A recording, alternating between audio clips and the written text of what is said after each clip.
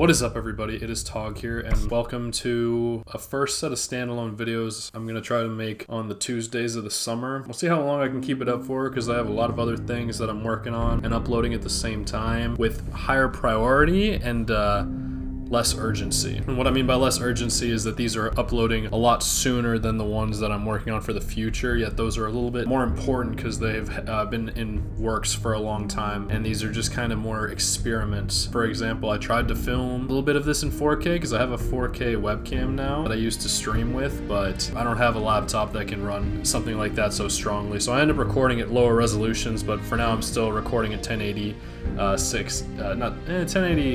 30 FPS, so that makes it a little easier on me to edit, but we'll see in the future how I work with that, the upgrades I need to make if I want to do that. But I'm gonna be playing a little bit of Fallout 4 today, and it's mostly just gonna be looking at it's gonna be going to one place I found during my stream, where I play Fallout 4 on Tuesdays, and well, I did that in the spring, and now it's summer, and technically it's spring now, but summer when this is going up, so I'm gonna be doing, I have been playing some games. What games? Let's see.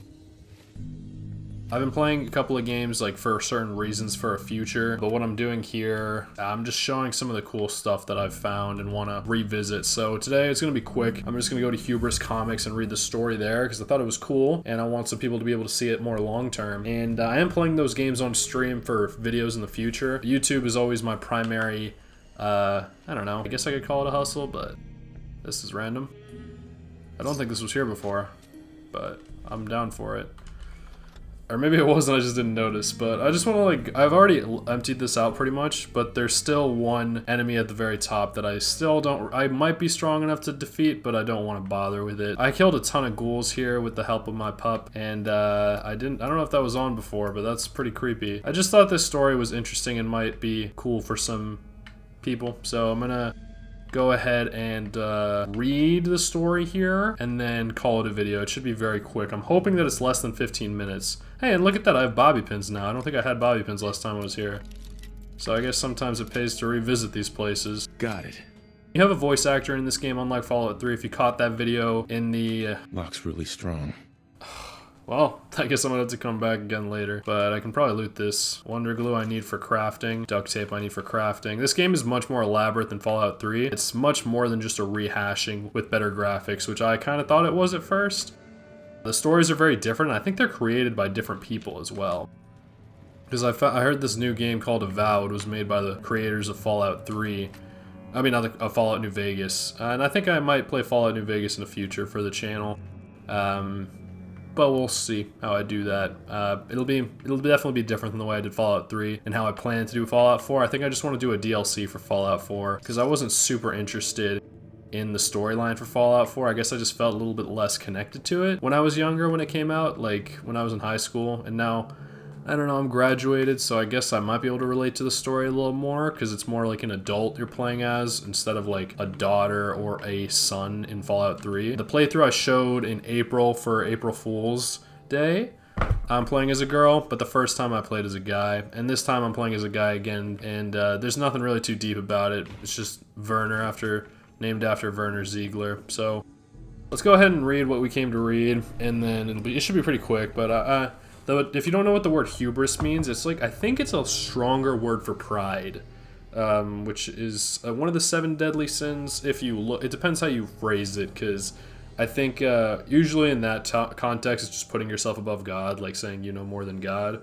But hubris, I think, is like different. I think it's worse, but I don't know. That's the thing with like languages and words. So I just thought it was really interesting to read. I wanted to be able to share it with more people. 77, I think, is when the bombs fell in this game. Maybe they fell in every game in the 77, but this game takes place in Boston rather than DC or I think Las Vegas. I haven't played New Vegas, so I can't be sure. I started it, but...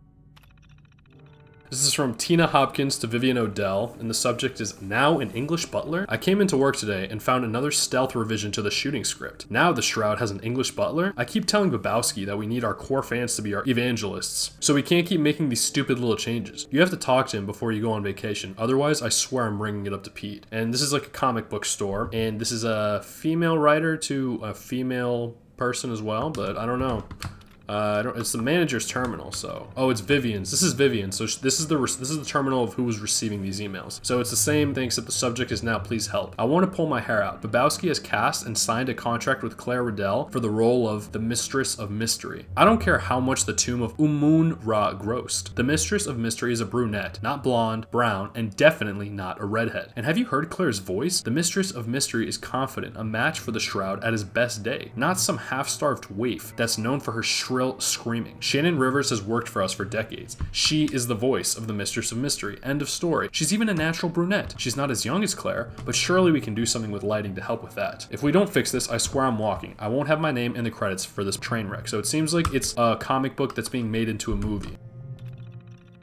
This was within 1 week, but these recent ones are very quick. From Aaron Babowski to Vivian Odell. Subject is a reply to the Mistress of Mystery casting subject email. Vivi, relax. If it's that important to you, maybe we can put Claire in a wig. But the contract is signed, so this is happening. What is it with you guys and Mrs. Rivers anyway? Maybe 20 years ago. But now, she's got a face made for radio. Am I right? Claire's got star power, and that's what we need. I talked with Petey Boy, and he's agreed to a couple new scenes. We need romance, and Claire's got the goods. If Tina can't roll with this, then I can fly in one of my boys from Hollywood. He's a class act. I got a full schedule today. Dress rehearsals until 8. This can't wait until you're back from the Bahamas. So if we have to meet, 8's my only window. So it seems like Vivian honored her request. And that's kind of another reason why I wanted to revisit this, is because I get a little bit more context when I read it again. But Tina, I don't know if she's a writer, or if it sounds like she's a writer based on the way how strongly she feels about how the characters were created, how they were made, and how they were built, I guess. So that's interesting. There's another terminal upstairs, and I did loot this place and fought like hell to get through it, and I did, so I'm pretty happy about that. It's been a pretty fun time playing it. I'm going to be playing it again in the summer. I'm taking a quick break from streaming, and I was not expecting this to be here.